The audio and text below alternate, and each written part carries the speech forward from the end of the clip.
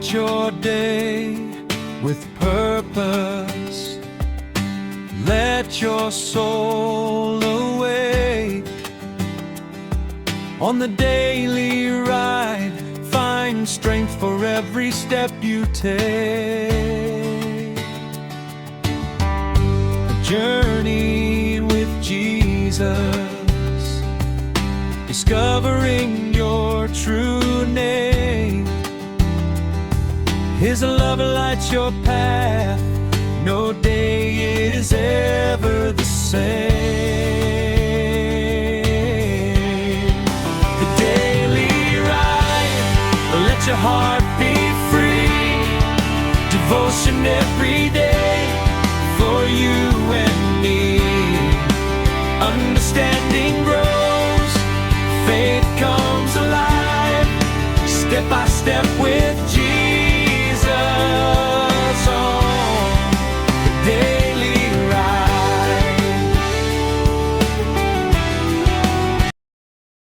Hey Trail Riders, welcome back to the Daily Ride. I hope you guys are doing well. Today we're going to be talking about letting go of self-pity. Our focal passage comes to us today from John 5 and 6, which says, "There was a certain man who had suffered with a deep-seated and lingering disorder of 38 years. When Jesus noticed him lying there helpless, knowing that he had already been a long time in that condition, he said to him, 'Do you want to become well? Are you really in earnest and about getting well?'" Scriptures that get us through the Bible in a year is Mark 12 and 13, Psalm 15, 1 through 5, and Proverbs 3, 21 through 26. For many, the reoccurring question, "Why me, God?" can shape thoughts from the moment the day begins and subtly influence one's overall attitude towards life. Dwelling in the wilderness of self-pity becomes more than just a personal struggle. It can weigh heavily not only on the individual, but also impact family and hinder the fulfillment of God's greater purpose. Living with a sense of being owed something because of past mistreatment allows resentment to take root. Instead of turning to God for healing and restoration, it's easy to place expectations on others, seeing repayment or recognition from people, which ultimately lead to disappointment and lack of fulfillment. The cycle of feeling victimized and longing for others to make amends can stall emotional and spiritual progress, making it nearly impossible to move forward in freedom and joy. The story of a man at the pool of Bethsaida offers a powerful lesson about the dangers of settling into a cycle of blame and self-pity. This man, who had suffered from a debilitating condition for 38 years, waited helplessly for a miracle, holding on to the hope that someone would place him in the water when it was being stirred. When Jesus saw him, he asked the profound question, "Do you want to become well? Are you truly earnest about getting well?" Many people, just like this man in the story, long for a breakthrough or a miracle in their lives. Yet often they are not prepared to relinquish the comfort of their familiar pain or let go of the blame and self-pity that they have carried for so long. Real change, however, requires more than a fleeting wish for improvement. It demands a wholehearted willingness to let go of old excuses and step outside the comfortable patterns of sorrow and to embrace the possibility of new life.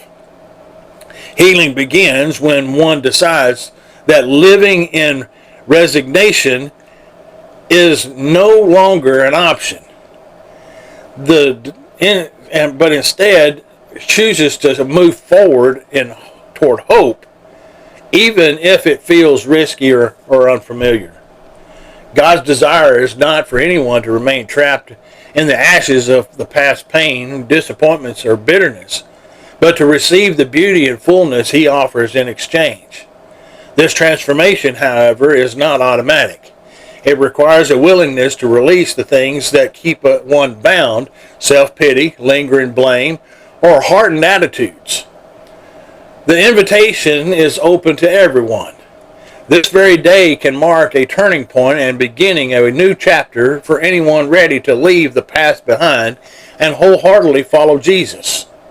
Embracing this new beginning means choosing trust over resentment, faith over doubt, and gratitude over bitterness.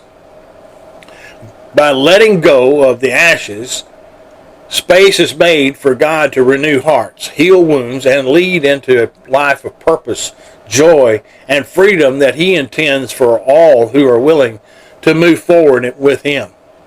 Each moment is an opportunity to surrender what no longer serves, to step into a beauty of God's promises with hope and expectation. One can be pitiful or powerful, but not both. Choose to give up self-pity and be free. Our final thought comes to us today from Hebrews 10:19 and then verse 22, which says, having boldness to enter into the holiest by the blood of Jesus, let us draw near with a true heart. Andrew Murray had this to say about this passage. Oh, the glory of the message. For 15 centuries, Israel had a sanctuary with the holiest of all, into which, under pain of death, The daily ride, let your heart be free. Devotion every day for you and me. Understanding grows, faith comes alive, step by step with Jesus on the daily ride. The daily ride, let your heart be free. Devotion every day